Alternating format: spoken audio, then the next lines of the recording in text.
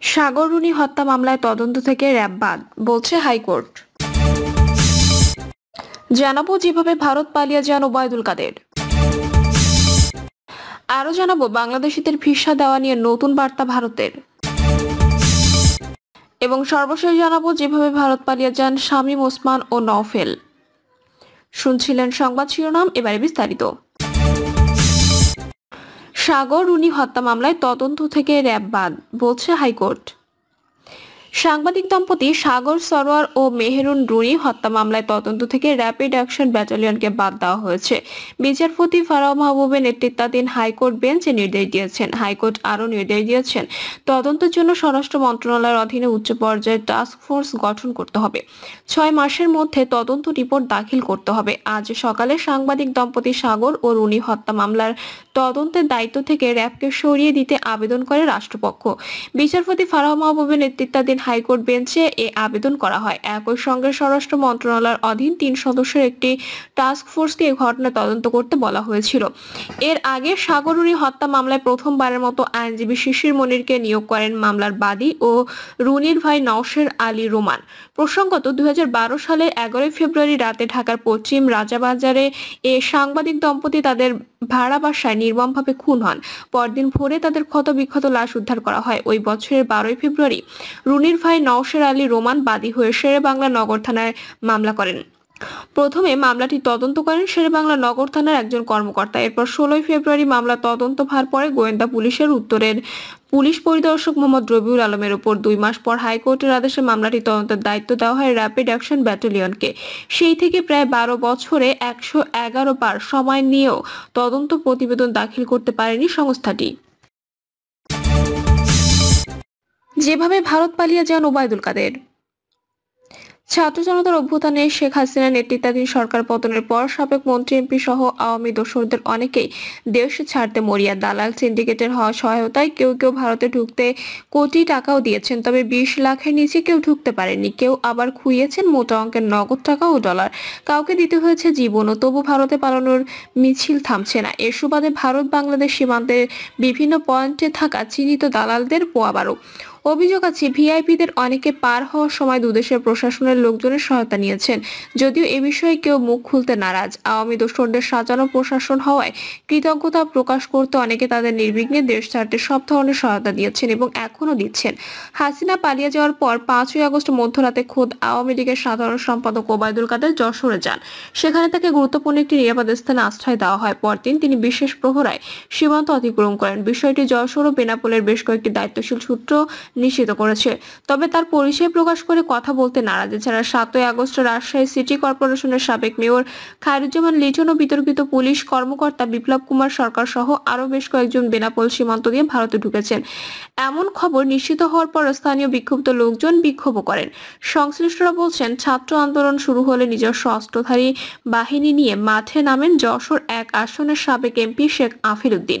পরে তার বিরুদ্ধে একাধিক হত্যা মামলা হয়। বর্তমানে তিনি অজ্ঞাত স্থানে রয়েছেন। এছাড়া আত্মগোপনে রয়েছেন সাবেক উপজেলা চেয়ারম্যান সোহরাব হোসেন, পৌর মেয়র নাসির উদ্দিন, সাবেক মেয়র আশরাফুল আলম ওরফে লিটন, যশোর জেলা আওয়ামী লীগের সভাপতি শহীদুল ইসলাম ও সাধারণ সম্পাদক শাহিন চাকলাদার সহ স্থানীয় নেতাদের অনেকে। এদের বেশ কয়েকজন ইতিমধ্যে বেনাপোল সীমান্ত দিয়ে ভারতে পালিয়ে গেছেন বলে এলাকায় গুঞ্জন রয়েছে। তবে বেনাপোল ছাড়াও বেশ কয়েকজন আওয়ামী লীগ নেতা পার্শ্ববর্তী পুটখালী ঘাট এলাকা দিয়ে ভারতে ঢোকেন। তাদের কেউ কেউ পুটখালীর দালাল সর্দার হিসেবে পরিচিত নাসিরের সহায়তায় দেশ ছাড়তে সক্ষম হন বলে জানা যায়। অনেক আগে থেকে এই ঘাটটি ধূর পাচারের অন্যতম ঘাট হিসেবে পরিচিত। এছাড়া রঘুনাথপুর এলাকায় দালাল বাদশা মল্লিক ও কলারোয়া সীমান্তের ভাদিয়ালি ঘাটে আক্তার চন্দনের সহায়তায় অনেকে ভারতে ঢুকেছেন। আওয়ামী লীগের লোকজনের সীমান্তের উপরে সহায়তা করেছেন কুখ্যাত ভারতীয় দালাল গৌতম দাস ও বাবুরাম। বাংলাদেশিদের ভিসা দেওয়া নিয়ে নতুন বার্তা ভারতের। বাংলাদেশের পরিবর্তিত রাজনৈতিক প্রেক্ষাপটে আপৎকালীন ও চিকিৎসার প্রয়োজন ছাড়া আপাতত বাংলাদেশি নাগরিকদের অন্য কোনো ভিসা না দেওয়ার সিদ্ধান্ত নিয়েছে ভারত। পরিস্থিতি স্বাভাবিক হলে বিষয়টি পুনর্বিবেচনা করবে দেশটি। ভারতের পররাষ্ট্র মন্ত্রণালয় সিদ্ধান্তের বিষয়টি জানিয়েছে। ভারতীয় সংবাদ মাধ্যম আনন্দবাজারের প্রতিবেদনে এই তথ্য জানানো হয়। ভারতের পররাষ্ট্র মন্ত্রণালয়ের মুখপাত্র রণধীর জয়সওয়াল বলেছেন, বাংলাদেশিদের আপাতত চিকিৎসা এবং জরুরি প্রয়োজনে ভিসা দেওয়া হচ্ছে। যখন বাংলাদেশের পরিস্থিতি স্বাভাবিক হবে তখন পূর্ণ মাত্রায় কাজ শুরু হবে এবং ভিসা প্রদান পাঠানো স্বাভাবিক হবে। এর আগে গত 5ই আগস্ট শেখ হাসিনা ভারতে পালিয়ে যাওয়ার পর থেকে বন্ধ রয়েছে ভারতের ভিসা পরিষেবা। পরে ভারতীয় দূতাবাসের বহু কর্মীকে ফিরিয়ে নেয় দেশটি। পরিস্থিতি কিছুটা স্বাভাবিক হলে ভারতীয় ভিসা কেন্দ্রগুলোতে পুনরায় কাজ শুরু করলেও মিলছে না ভিসা পরিষেবা। ভারতীয় ভিসা আবেদন কেন্দ্র জানিয়েছে প্রাথমিকভাবে ভিসা সেন্টার খুলছে না ঢাকা, রাজশাহী, চট্টগ্রাম, সিলেট এবং খুলনায়। তবে এখনই সকলে ভিসা পাবেন না, কেবলমাত্র যারা চিকিৎসার জন্য ভারতে যেতে চান তাদেরই জরুরি ভিত্তিতে দেওয়া হবে অগ্রাধিকার। যেভাবে ভারত পালিয়ে যান শামীম ওসমান ও নওফেল। ছাত্র জনতার অভ্যুত্থানে শেখ হাসিনার নেতৃত্বাধীন সরকার পতনের পর সাবেক মন্ত্রী এমপি সহ আওয়ামী দোসরদের অনেকেই দেশ ছাড়তে মরিয়া। দালাল সিন্ডিকেটের সহায়তায় কেউ কেউ ভারতে ঢুকতে কোটি টাকাও দিয়েছেন, তবে 20 লাখের নিচে কেউ ঢুকতে পারেনি। কেউ আবার খুইয়েছেন মোটা অঙ্কের নগদ টাকা ও ডলার। কাউকে দিতে হয়েছে জীবনও, তবু ভারতে পালানোর মিছিল থামছে না। এ সুবাদে ভারত বাংলাদেশ সীমান্তের বিভিন্ন পয়েন্টে থাকা চিহ্নিত দালালদের পোয়াবারও। অভিযোগ আছে ভিআইপিদের অনেকে পার হওয়ার সময় দুদেশের প্রশাসনের লোকজনের সহায়তা নিয়েছেন, যদিও বিষয়ে কেউ মুখ খুলতে নারাজ। আওয়ামী দোসরদের সাজানো প্রশাসন হওয়ায় কৃতজ্ঞতা প্রকাশ করতে অনেকে তাদের নির্বিঘ্নে দেশ ছাড়তে সব ধরনের সহায়তা দিয়েছেন, এখনো দিচ্ছেন।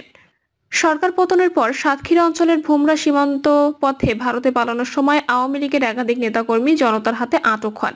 এদের মধ্যে অন্যতম হলেন বরিশাল সিটি কর্পোরেশনের সাবেক মেয়র সেরনিয়াবাদ সাদিক আব্দুল্লাহর ক্যাশিয়ার নীরব হোসেন ওরফে খোড়া টুটুল, খুলনার মেয়র তালুকদার আব্দুল খালেকের ক্যাশিয়ার আমজাদ হোসেন এবং রূপসা উপজেলা আওয়ামী লীগের সাংগঠনিক সম্পাদক চঞ্চল কুমার মিত্র। পরে দায়িত্বরত সেনাবাহিনীর সহায়তায় তাদের স্থানীয় থানা পুলিশের কাছে তুলে দেওয়া হয়। স্থানীয়রা বলছেন, কলারোয়া, দেবহাটা, কালীগঞ্জ ও শ্যামনগর উপজেলা সীমান্তের কয়েকটি জায়গা ধূর পাচারের জন্য দালাল চক্রের স্বর্গরাজ্য হিসেবে পরিচিত। স্থল ও জলপথ এসব এলাকা দিয়ে অনেকটা প্রকাশ্যে সীমান্তে পারাপার হয়ে থাকে। বিশেষ করে কলারোয়া সীমান্তের অন্তত 8টি চোরাপাত বা ঘাট দিয়ে ভারতে অনুপ্রবেশের সুযোগ রয়েছে। এগুলোর মধ্যে কেরাগাছি সীমান্তের চারাবাড়ি, কেরাগাছির রথখোলা, গাড়াখালী, দক্ষিণ ভাদিয়াদিলি, ইউসুফের ঘাট, উত্তর ভাদিয়ালি, আনারুল ও রাজ্জাকের ঘাট, হিজলদি, সুলতানপুর ও চান্দুরিয়া ঘাট দিয়ে প্রকাশ্যে সীমান্ত পাড়ি দিচ্ছেন অনেকে। সাতক্ষীরা প্রতিনিধি জানান, স্বাভাবিক সময়ে এসব ঘাট দিয়ে পাসপোর্ট ছাড়া ভারত থেকে মাথাপিছু 10 থেকে 50,000 টাকা খরচ হয়। তবে বর্তমানে পরিস্থিতিতে টাকার অঙ্ক বেড়েছে। বর্তমানে আওয়ামী লীগের লোকজন 5 থেকে 20 লাখ টাকা চুক্তিতে ভারতে ঢুকছেন।